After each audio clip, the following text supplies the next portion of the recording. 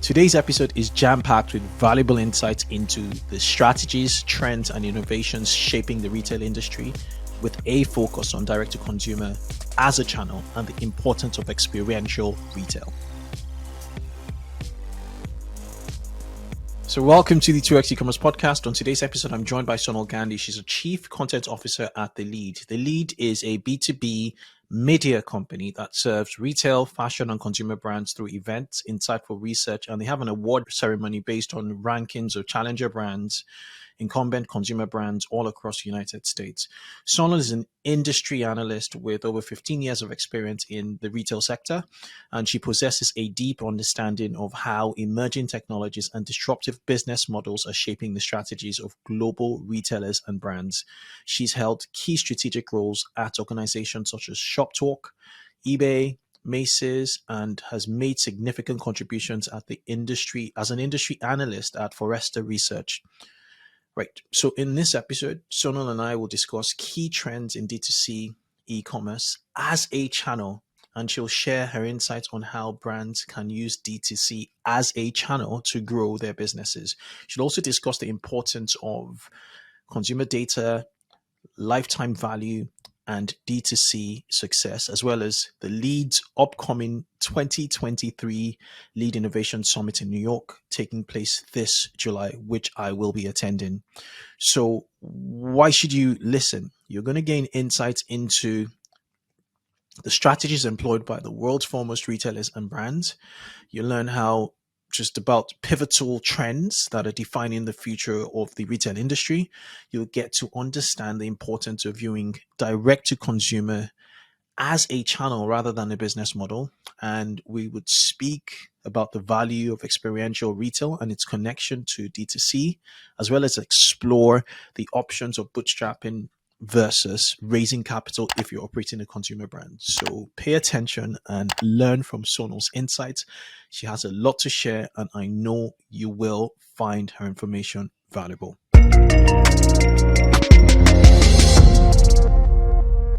So on today's episode, we have the privilege of hosting Sonal, a true authority when it comes to strategies employed by the world's foremost retailers and brands. Sonal is currently the Chief Content Officer at The Lead, a media company dedicated to providing invaluable insights and resources to the retail, fashion, and consumer industries through meticulous research, compelling content, and exclusive executive events. With an impressive background in retail sector spanning for over a decade, Sonal possesses a deep understanding of how emerging technologies and disruptive business models are reshaping the strategies of global retailers and brands. Her role at The Lead enables her to guide industry executives in navigating the complexities of innovation and understanding the pivotal trends that will define the future of retail in general. Prior to her position, Sonal occupied pivotal strategy roles at distinguished organizations such as ShopTalk, eBay, and Macy's. Her responsibilities range from nurturing essential client relationships to strategizing and implementing comprehensive omnichannel initiatives. Furthermore, Sonal has also made significant contributions as an industry analyst for Forrester Research, enhancing her expertise and enriching her perspective. So, without further ado, I'd like to welcome Sonal. Welcome to the 2X eCommerce podcast. Thank you. Thank you for having me. A pretty impressive track record thus far.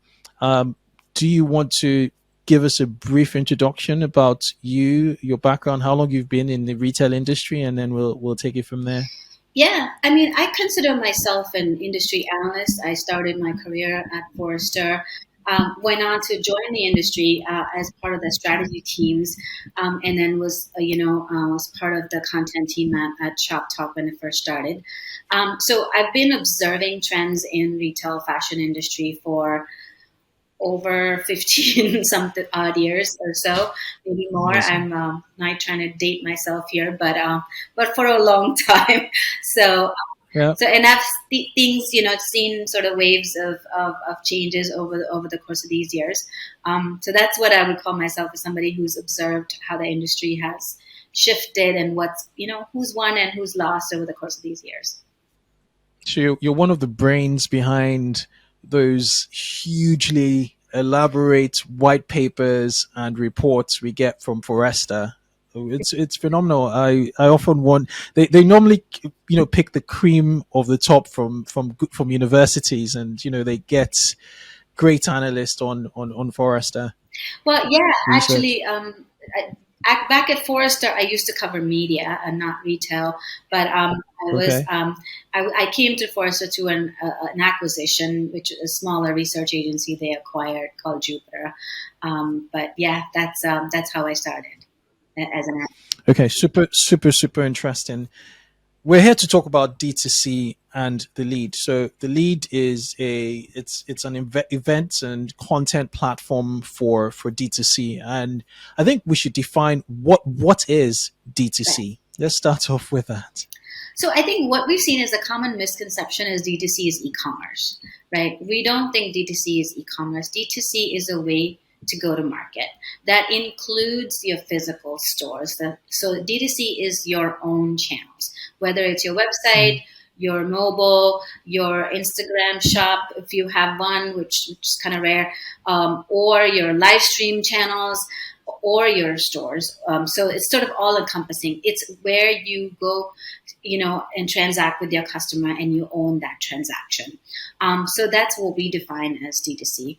And we see that across the board, that a lot of larger brands are now embracing that definition, and putting D2C on top of organizations that own both stores and e-commerce, right? So larger organizations like Nike are sort of truly, separating that business from wholesale and sort of running it as its own business. Yeah. So yeah, D2C is a channel. It's just a way to sell, I guess, directly to consumers. So whether it's online or whether it's in store, it's D2C. Some brands tend to also categorize their Amazon channel as D2C. Would you I, consider no, Amazon as I D2C? don't think so. It's Amazon is either a marketplace, or it's a typical sort of a wholesale relationship. Either way, we would not classify Amazon as D2C. Amazon may be Okay. part of your digital business, but it's not D2C. Okay. And we're seeing trends. So with D2C, they seem to be like two sides of the same coin. On the one hand, you're looking at trends from companies such as Nike, who now, as at 2021, were accounting 40% of their sales were Right. direct, whether it's in store on their website. And then you have on the other end of the scale, brands like Athletic Greens that have been direct to consumer from the get go, and they're scaling their businesses D2C through media. What really joins them up together, their D2C strategies? What do you think is a common thread with established retailers, established brands, trying to connect much more deeper with customers? Does this mean that the middleman, the is getting thinner, or I'll just like to get your thoughts, please. Sure. I mean, it depends, For a CPG brand, D2C is hard because those, when you are not, as a consumer, you're not used to buying directly from a brand like a Colgate, or, even, a food and beverage brand. But those brands are still building significant portions of their business, through D2C, or they're starting out as D2C and then branching into onto wholesale. So we're seeing it, but again, for them, the growth definitely is through wholesale partnerships, right? Because that's where the mass distribution is. But for them too, the way that they use D2C is similar to Nike, where it's about building loyalty. It's about having your best customers interact with you in an experience that you create, and having that relationship where they come back to you for more. Some of these CPG brands are building subscription businesses where you're now coming back with a brand every month or every few months for more. And for Nike, it's the same. It's about owning that relationship with the customer, providing them with the experience that you want to provide. And so it's ultimately the point is the same. There's some argument on whether D2C is more profitable than going wholesale, but there's costs associated with selling directly, customer acquisition, logistics, etc., which depending on the brand sort of evens out. But I do think that D2C is important for that long-term relationship with the customer. It's interesting. Would you say it is down to customer data, or would you say it's down to maximizing lifetime value? I think most brands are, investing in D2C so they can understand who their customer is, what they want, offer them things that the customer wants, but also produce things, right? Brands like, a lot of the fashion brands who sold wholesale had no idea who the end customer was or what their preferences was. So knowing that customer helps them actually down the line, down the value chain, where they can actually, produce things that the customer wants, understand the entire sort of the demand cycle, and incorporate that data. So that data is really valuable for D2C. But I think that a lot of brands still have to use it in an effective way, right? The data does exist, but brands are still sort of learning to use that data in a way that makes sense. So yes, gathering that data, building that database is important. But in this stage where most brands are, I think having that LTV is important, and having that loyalty relationship, because wholesale partners come and go. Your relationships change there. This way, you control that relationship with the customer. You can keep that customer from coming back if you deliver a good experience. Yeah. I guess what I've taken from what you just said, is the data actually gets the LTV. Right. Just honing in the data and learning and knowing more about the customer enables you to serve them better, Right. which in the long haul, just benefits the brand and the relationship with their customers, which is phenomenal. Okay, so let's talk about the lead. I really want to get into the lead and understand what you guys do there. What could you give us a quick overview of what you guys do? Right.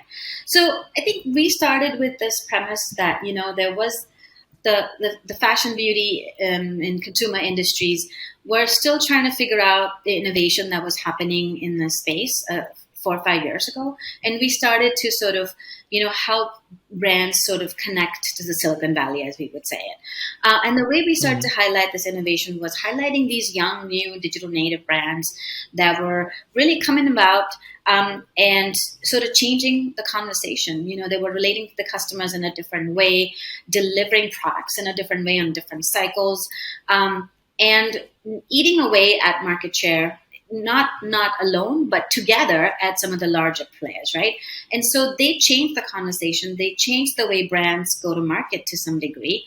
And over the course of the 5 years that we've been covering this industry, we've seen a lot of larger brands, more traditional wholesale enterprise brands, now starting to adapt some of that playbook in order to build that D2C business. So they're really trying to understand how these digital native brands are going to customer. And so that's where we come in, is we sort of collate all these winning strategies for both young as well as larger brands on how to build a sound direct-to-consumer business that outlasts the competition, that lets you create those long-term relationships with clients, regardless of whether you're in a good economy or bad. I like that. I like that a lot. Okay, so our audience, just to be cognizant, our audience are typically digital native or digital native first brands, that they're essentially, some of them are already omni-channel, but most of them are essentially just digital native in the true sense of it. What are your thoughts in the bootstrap it's another sort of categorization. First, you have like the incumbents, just retailers or Right. brands, and then you have like D2C, or rather digital native brands, and then within the digital native brand, you have like bootstrapped digital native brands that they essentially just use revenue and a bit of debt to grow their business without giving much equity Mhm. away. And then you have other companies looking to raise equity in the market. And to be honest, when you look at Allbirds, for instance, I was just reading through a tweet yesterday, and the valuation is ridiculous. They've just what the market is valuing. Many digital native Right. brands, particularly e-commerce or retail consumer, digital native brands that have raised tons of money, hundreds of millions of pounds or dollars. Sorry, is just nowhere it was nowhere near what they were anticipated, in the sense that Right. it's in many cases it's gone to the negative. They raised more money than their current valuation. Right. So with that in mind, where do you think people where would you suggest people should gravitate towards? Should they bootstrap in 2023, or should they still raise money? Is there still a space for raising money? You're seeing a lot of brands. You come across a lot of brands with your events and the content you put together. I think that, every brand's growth trajectory is you grow and then you sort of hit somewhat of a plateau where in order to get up to that next level you need infusion of capital, right? You can grow up to a certain point being bootstrapped, being investing the profits back into the business. But if you need to get beyond that, you need to like jump over that hill sometimes. You do need to raise money. It could be that you want to bring a new product line to your customers because you've sort of exhausted your own ability to sort of create products, and now you need to sort of infuse cash in order to do more R&D, more development. That could be one reason. Or you've sort of hit a point where your customer acquisition costs being completely online have gone through the roof. You need to start to open stores, or you need to experiment with pop-ups and other things. So you need infusion of cash when you're going to open a store. So there are points in each business's journey where you do need cash, and you have to think, as a CEO or as a founder, whether you're at that point or whether you can, and whether the market is also available, whether the cash is available to you. Because there have been, lots of ups and downs in the last couple of years where the cash has been sort of tight for businesses like that. Things have changed. The businesses had a lot of cash available to them a couple of years ago, but the availability of funding, especially with interest rates going up and all of those things have changed. So the cash, so you really have to have a good reason and a good justification for raising that cash. But you can go a long way without raising cash. We've had a lot of businesses on our list that have grown, like I said, brick by brick, putting making sure that their first purchase profitable, putting that profitability back in the business. Being very creative in the way they acquire customers. You don't have to be on Instagram or spending all the money on Instagram. We've seen brands going from roadshows to roadshows, or using podcasts or other sort of unconventional media in order to sort of get customers. So you really have to really see how far you can get with that creativity before you use cash in order to get to the next level.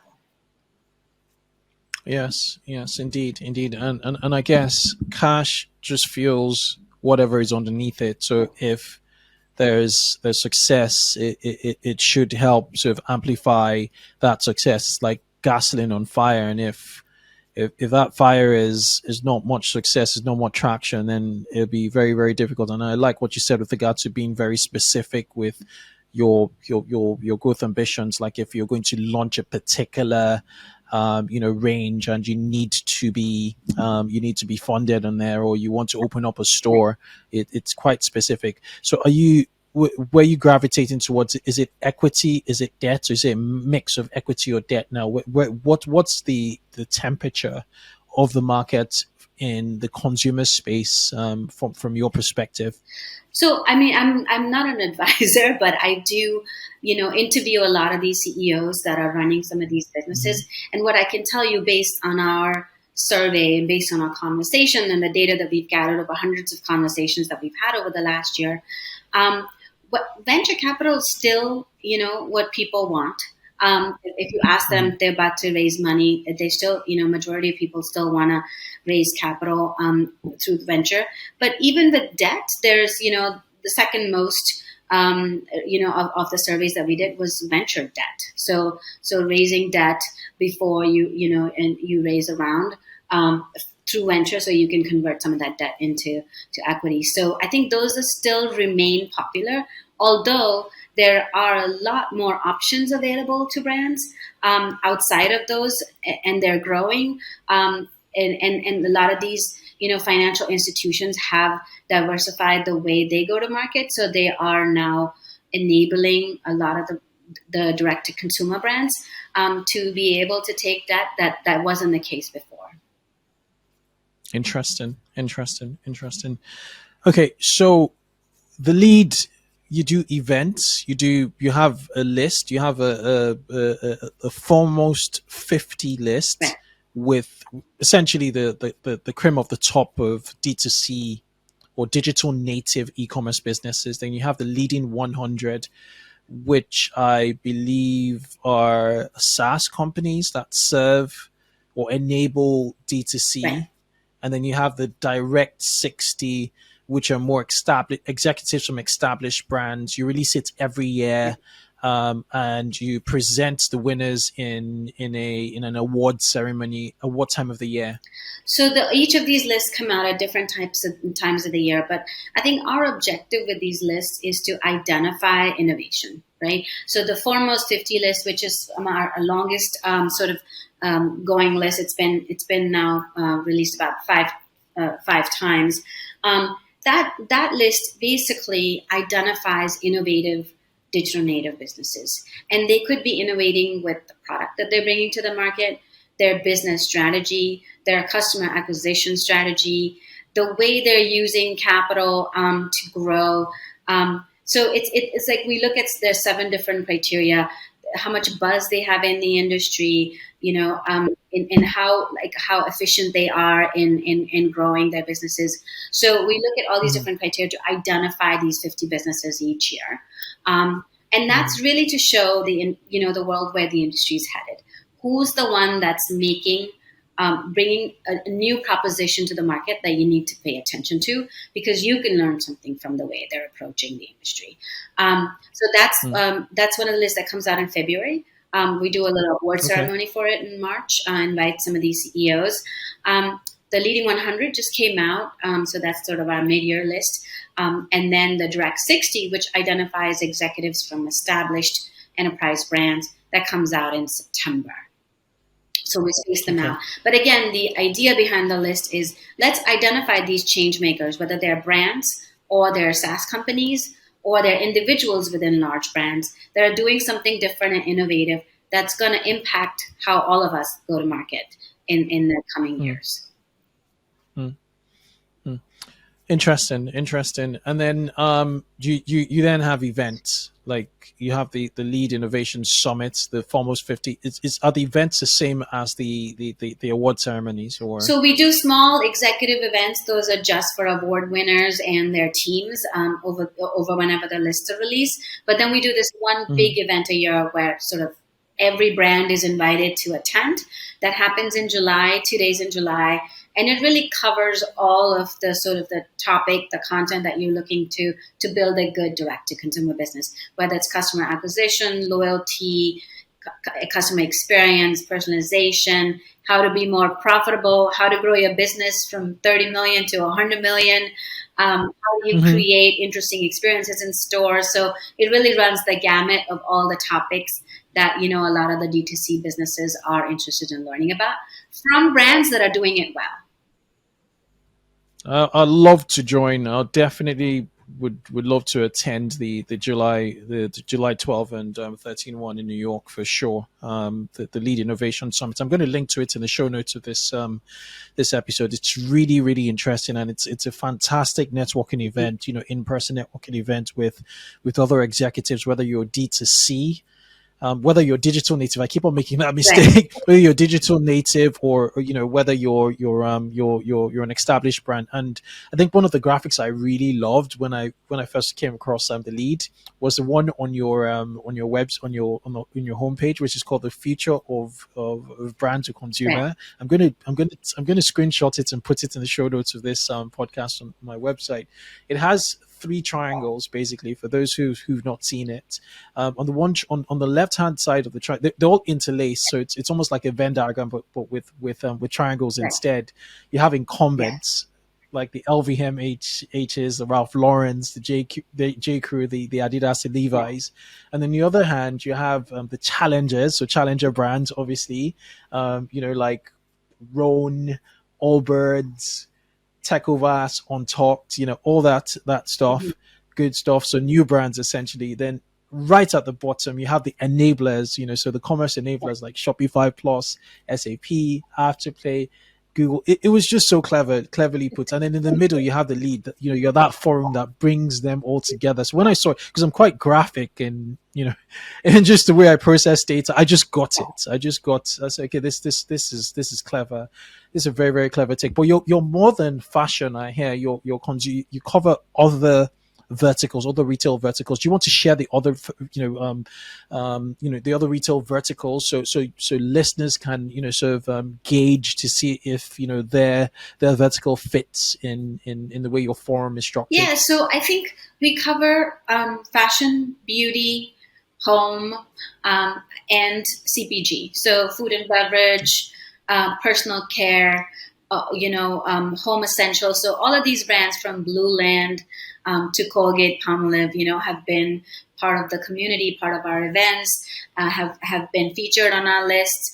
So it's anything that someone would wear on their bodies or sit on is essentially is what we call that's the space that we're in. So any brand that's trying to build that direct relationship with the consumer, consumer product brand, right? So not we don't cover services but any brand that's trying to sell a product directly to consumer. Okay. So on a final note, I want us to just cover experiential retail and how that connects with the direct to consumer experience. Do you have any takes or thoughts on experiential retail? Yeah, I mean, I think that it customers are going back to stores, and but they're expecting more from stores, right? They want newness. They want something to talk about. They want to discover, something that they wouldn't have discovered if they were sitting at home. So they want that sort of a more sort of wholesome experience, as you would say, or a experience that really sort of takes them somewhere. So I think brands have to find ways to be creative with their physical experiences, and we're seeing a lot of interesting evolution there. For digital native brands, it's a lot about showcasing their product that they can't showcase on the website that well, right? It's about giving their product that physical, three-dimensional sort of space for people to discover what that is. And there are lots of different partners that are helping brands right now get out and be in some of these physical spaces, whether it's pop-ups or places with multiple brands, or even in the spaces where there are events happening. There are all these different ways to get your product out there, or through even partnerships with Nordstroms and Macy's and Targets, where you can have short or long term sort of relationships with them. So I think getting your product out there in the physical space is important for brands. It also helps them discover, why a product is working or not working. Some products work better online, and some products work better in physical space when it comes to how consumers experience it. So it's a great way to sort of get new customers, but also understand what's working and what's not working with your product. So for younger brands, I think being out there is important. You just have to judge whether it's the right time for your business or not. And then what kind of, for larger brands, it's all about creating that excitement to go to your store. Even brands like Glossy are now creating these interesting store layouts with the subway theme or whatever that may be to entice people to come into the store. Whether you have funding or not, I think a well curated, well put together store is important to get that customer, and also the right location. Right, a lot of the brands we're seeing are going to a lot of these young tier 2 markets like Austin and places that are not sort of Soho and Williamsburg and San Francisco and LA, right? So there's also the location aspect of it. Is like go where a lot of younger, customers are, and it's not as expensive. So that's also some of the things that we're seeing. Mm, mm, Super interesting. Super interesting. I really like the point on collaborations. So I'm also seeing like pop-up shops or sections in retail spaces just dominated by D2C businesses. You know, D2C again, Right, digital native businesses that essentially, or brands that essentially have their home online, but they've all just collaborated together to create an experience within like a Macy's or within any other or Selfridges, and it really works because consumers have sort of followed that trail, the foot trail from digital to physical, right. and they just make those connections, right? Because they know they're digital native. And Macy's and Selfridges need to have those new brands in there to create excitement to get customers to come in. That is right. Um, Without That is having right. to replenish their merchandise that they actually purchase. Just having these pop-ups can create the newness and excitement for customers to come in. So I think it works both ways. It's win-win for both. Yeah, absolutely, absolutely. I remember I was in Chicago over the holidays, and I saw a tonal. We don't have tonal here, at least I haven't seen tonal. You know, it's like a mirror, I think, Right, and it has like some pulleys to work out, so you see yourself working out, and we got to experience and experiment right, it in a space. I think it was a Nordstrom, and it was quite interesting seeing what I had seen online right. in person and trying it. And if I was in if it really resonated with me and I was in the right conditions, I don't live in Chicago, Yeah, it could have swayed a purchase because I've tried before I buy, right. Peloton did it a lot. The first time I tried a Peloton was in a hotel in San Francisco. It was the early yeah, days, so they're doing their distribution in hotels, and many other places, and so I was like, okay, this is a Peloton, and yeah, it would have swayed my yeah, decision to buy an Peloton because I actually tried it and I sort of took a photo because it was just different. It was a different experience, yeah. right? I mean, you also So spend more it's time with the brand, so your recall of the brand is going to be long. You're probably correct, going to, correct, even if you don't have Peloton now, you might get it in a year from now because you now correct. have that recall. So Yeah, yeah. All right, Sonal. So for those who want to find out more about the lead, it's the-lead.co. I will link to it in the show notes. The lead have an innovation summit. If you are digital native or your brand and you are very, very serious about direct to consumer as a channel you want to maximize for the future, you have to be there. It's July 12th to 13th. right. Check out their website, really nice. Join the mailing list. Yeah, what more can I say? Are you guys active on social media? Would you like to share your handles We if you are are? active on LinkedIn. We post Okay, it's I think the and I can share that with you as well. But that's sort of the main social media channel that we use. We post a lot of content on LinkedIn. We also have a weekly newsletter. That we publish every Friday afternoon, and that is a recap of all of the news that happened this week. Uh, that pertains to direct-to-consumer businesses. So whether it's brands opening new stores or partnering with, creating new pop-up type of experiences, or creating new sustainable initiatives. We sort of capture all of those important news items that only about direct to consumer, and send that out to our database. So please sign in if you, and we have a little take on the week's news at the beginning, so it sort of explains what's going on in the world. But that's something, the easy way to keep up with everything direct to consumer.